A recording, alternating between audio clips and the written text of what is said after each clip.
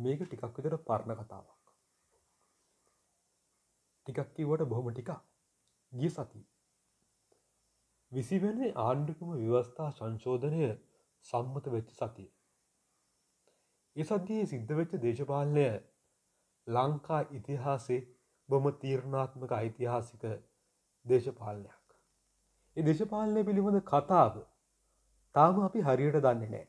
නමුත් දේශපාලන ආරංචිත් එක්ක දේශපාලන රහස් එක්ක ඒ කතාවේ කොටස් ටිකක් ගලපන්න මං අද කල්පනා කරා. කතාව පරණයි. මේ සතියේ කතාව කොරෝනා. නමුත් මේ පහුගිය සතියේ කතාව. ගිය ඉරිදා.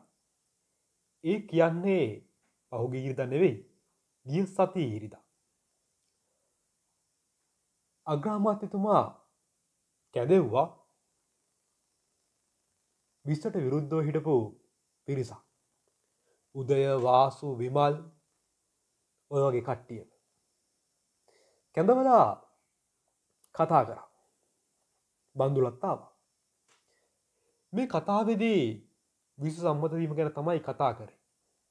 එතනදී ප්‍රශ්නයක් ආවා. විමල් ඇහුවා කොහොමද 3න් 2 ගන්නෙ? අපිට 3න් 2ක් නෑනේ. අපිට කතානායකතුමත් නැති වුණතින් 148ක් වගේ තියෙන්නේ. කොහොමද මේක ගන්නෙ කියලා. ඒ වෙලාවේදී ප්‍රශ්නයක් ඇති වුණා. තව පිරිසක් කියන්න ගත්තා දැන් ආරංචියක් එනවා බදුරුද්දීන්ගේ හකීම්ගේ කට්ටියව ආණ්ඩුවට ගන්න යනවා කියලා. ඒක ඇත්තද අගමැතිතුමා? එහෙම හැවුවා. ඊට පස්සේ අගමැතිතුමා කිව්වා අපි කාටවත් බලෙන් එන්න කියලා කියන්නේ නැහැ. ඕන කෙනෙක්ට ඡන්ද දෙන්න පුළුවන්. අපි විරුද්ධ වෙන්නේ නැහැ කියලා. නමුත් හැමෝටම තිබ්බේ පුංචි සැකයක්. අවසානයේදී නැවතත් විමල් හැව කොහොමද මේක ගන්නෙ කියලා. ඊට පස්සේ එතන පුංචි විහිළු කතාවක් කිව්වා. ඕනනම් අපිට පුළුවන් කතානායකකම වෙන කාට හරි දෙන්න එක සතියකට. ජේ.පීට හරි සජිත්ලාට හරි දෙමුද? ඊට පස්සේ අපිට පුළුවන් 3න් 2කට ඕන ඡන්ද ගන්න කියලා. නමුත් ඒක එහෙම සිද්ධ වුණේ නැහැ. අපි දන්නවා. මේ කතාව මේ රැස්වීම මෙහෙම ඉවර වුණා. හැබැයි මේ වෙද්දි මෙතනට ඇවිල්ලා හිටපු එක පුද්ගලයෙක් තමයි බන්දුල ගුණවර්ධන කියලා කියන්නේ. බන්දුල 20ට විරුද්ධ වෙන්න වගේ මුහුණක් පෙන්නුවේ ඇයි? පුංචි ප්‍රශ්නයක් තිබ්බා. මේ ප්‍රශ්න ගැනත් මහින්ද රාජපක්ෂ මහත්තයා කල්පනා කරන්න පටන් ගත්තා. හැබැයි ඔක්කොම ගියාට පස්සේ මහින්ද රාජපක්ෂ මහත්තයා කිව්වා මෙහෙම කතාවක් දිනේෂ් ගුණවර්ධනට. දිනේෂ් ආණ්ඩුව සාමූහික තීරණයක් අරගෙන තියෙන්නේ. හැබැයි මේ තීරණයට පිටින් යන අයට අපිට විනය පියවර ගන්න වෙනවා. එහෙමයි කතාව සිද්ධ වුණේ. ඊට පස්සේ තීරණාත්මක සතිය ආරම්භ වුණා. මේ සතියේ තීරණාත්මක සිදුවීම් කිහිපයක්ම සිද්ධ වුණා. එක සිදුවීමක් තමයි අභයාරාමයේ මුරුත්තෙට්ටුවේ ආනන්ද හාමුදුරුවෝ අභයාරාමයේ උදෑසන ආහාරය ගන්න කියලා 20ට විරුද්ධවට ඉන්න පිරිසට එන්න කිව්වා. මේ සාකච්ඡාවට ඇල්ලේ ගුණවංශ හාමුදුරුවෝ, බෙන්ගමුවේ නාලක හාමුදුරුවෝ වගේ පිරිසක් සහභාගී වුණා.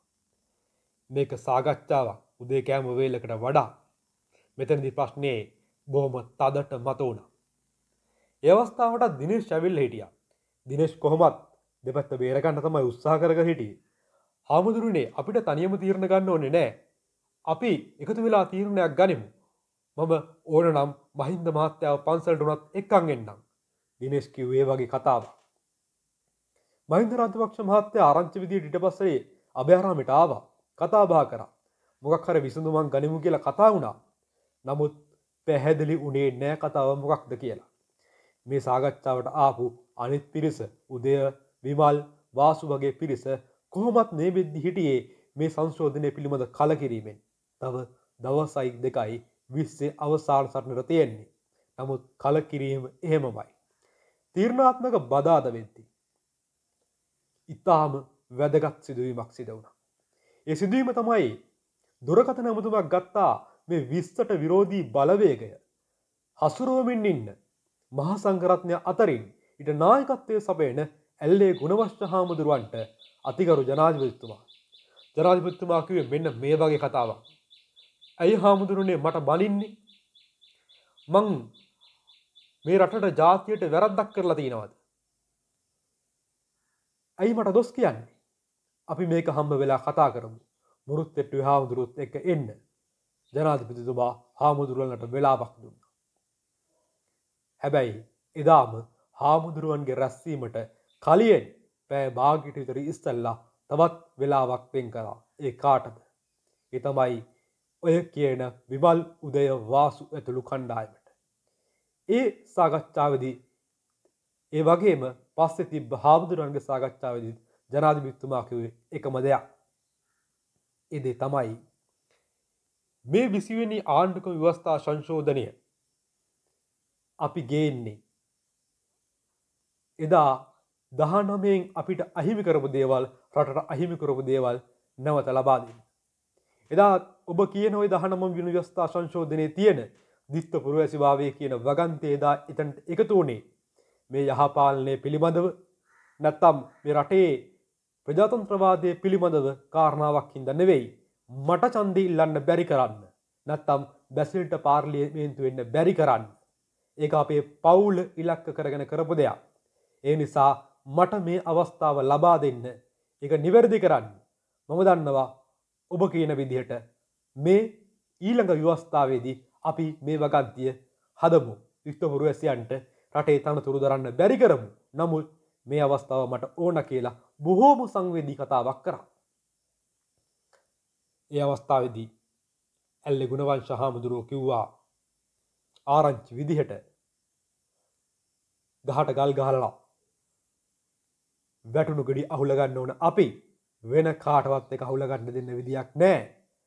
ඔබතුමා ඔච්චරම කියන හින්දා අපි පොඩ්ඩක් ඉවසලා ඉන්නම් කියන වචනේ එදා හාමුදුරුවන්ගේ අතින් පිට උණයි කියලයි අපිට දැනගන්න ලැබුණේ. කොහොම වුණත් මේ ප්‍රකාශයත් එක්ක උදේලා වාසුලා සංසුන් වුණා.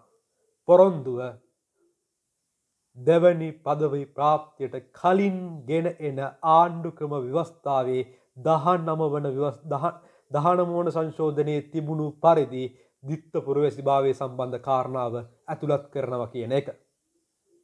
නමුත් මේ අතරේ තව බොහොම කතා සිද්ධ වුණා ගොඩක්. පාර්ලිමේන්තුවේ 3 line whip නැත්නම් ත්‍රිරේඛා ලියුමක් හැම ආණ්ඩු පක්ෂ මන්ත්‍රීවරයෙක් අතරමපත් වුණා. ඡන්දය පාවිච්චි කිරීම අනිවාර්ය කරලා. හැබැයි මේක පිරිසක් බාර ගන්න අදිමදි කරා. කවුද? විමල්ගේ පක්ෂය අය. මේ අදිමදි කිරීම පිළිබඳව ආරංචි පැතිරුණා ආණ්ඩු පක්ෂයේ පොහොට්ටුව කණ්ඩායමේ බැසිල්ගේ අය අතර.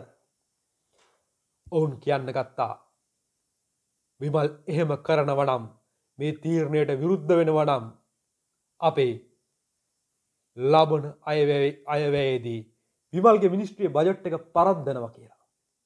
විමල්ට මේක ආරංචි වුණා. පස්සේ තත්ත්වය සමතයකටපත් වුණා. කොහොම වුණත් මේක ඇතුලේ ලොකු ගැටුමක් තිබ්බා. අවසාන මොහොත වෙනකම්. ඒ ගැටුමේ ප්‍රතිඵලයක් තමයි ජයන්ත කැටගොඩ විමල් වීරවංශ ගැටුම. ඒක මත ගැටුමක්.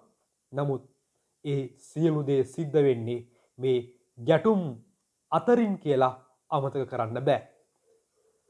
අවසානයේදී 20ට එකඟ වෙන්න මේ කණ්ඩායම තීරණය කරා. ඒ තීරණයත් එක්ක අවසාන මොහොත වෙද්දී බලාපොරොත්තු වෙච්ච විදිහටම බදුරුදීන්ගේ හකීම්ගේ කණ්ඩායම් 20ට සහයෝගය දෙන්න එකතු වුණා. ඒකතු වීම පිටිපස්සේ තිබුණේ තවත් කතාවක්.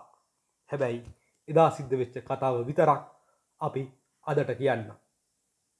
කතානායකතුමා හම්බ වෙන්න ආවා. නසීර් ඇවිල්ලා කිව්වා කතානායකතුමා මට කතාවක් ඕන. අපි 20ට අත උස්සනවා කියලා. ඔව් ඒ අත උස්සන කණ්ඩායමේ නායකයා විදිහට කතාවක් ඉල්ලුවම මේකට හකීම් විරුද්ධ වුණා.